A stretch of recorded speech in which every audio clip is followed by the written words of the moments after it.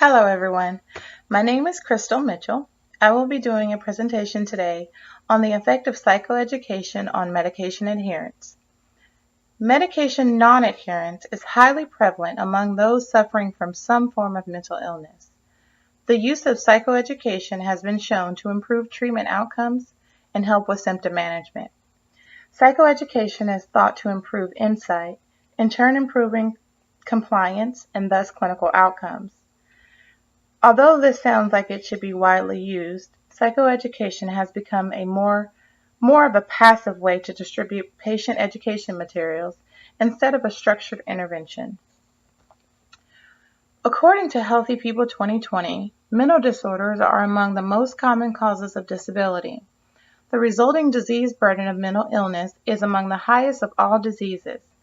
An estimated 18.1% or 43.6 million U.S. adults ages 18 or older suffer from some form of mental illness. One way to improve medication compliance is to ensure that the client fully understands their illness and how to manage their symptoms. Psychoeducation can be a useful tool in helping patients achieve medication compliance. According to Cho, Torres, Budnick, and Norris, psychoeducation is defined as any learning experience designed to facilitate voluntary behavioral changes that improve or maintain health. Next, I will discuss the studies that were reviewed. Valencia, Juarez, and Ortega, 2012, they conducted a randomized control trial of patients experiencing first episode psychosis to determine the effect of an integrated treatment approach. This approach consisted of pharmacological and psychosocial treatment for patients and psychoeducation for families. The things that they were testing were psychosocial functioning, relapse, rehospitalization, and compliance with medication and therapeutic adherence. Patients were randomly assigned into two treatment options. The experimental group received the integrated treatment approach, and the control group received the medication alone. Study findings revealed statistically significant improvements in symptomology, levels of functioning, and compliance with antipsychotic medications. The next study that I looked at was by Rami, Ebrahimi, Ranjabar, Razavi, and Asghari, 2016. They conducted a randomized control trial on female patients diagnosed with bipolar mood disorder to determine the effect of group psychoeducation on medication adherence in this population.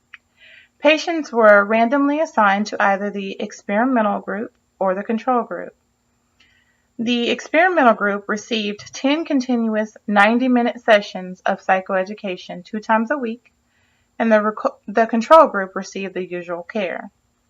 Study findings revealed that medication adherence levels were statistically significantly higher in the experimental group compared to the control group.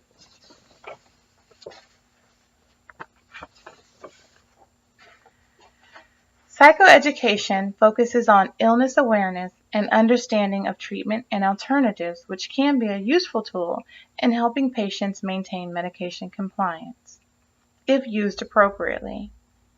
Current evidence does support the use of psychoeducation in both outpatient and inpatient settings.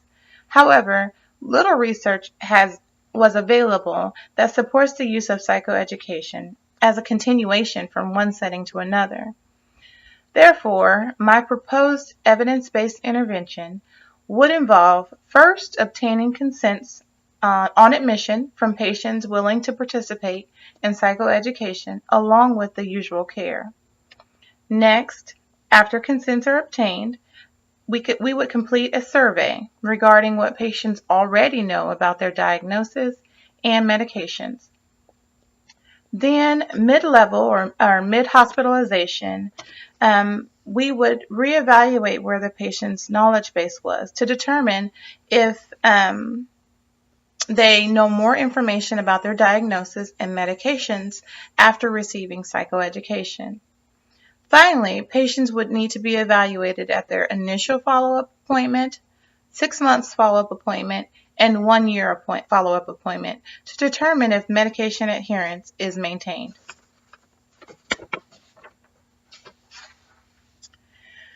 The ideal health environment for implementation of this type of intervention would be first the inpatient setting, starting off there, and then the outpatient setting. Again, the concept is revolving around a continuation of treatment. This is where most patients tend to fall off or not do well, is because they don't follow what they start in the hospital when they get out of the hospital. So the goal is to emphasize the importance of continued education to support medication adherence. On the next slide, you will see my reference pages and then any questions or comments. Thank you all for watching.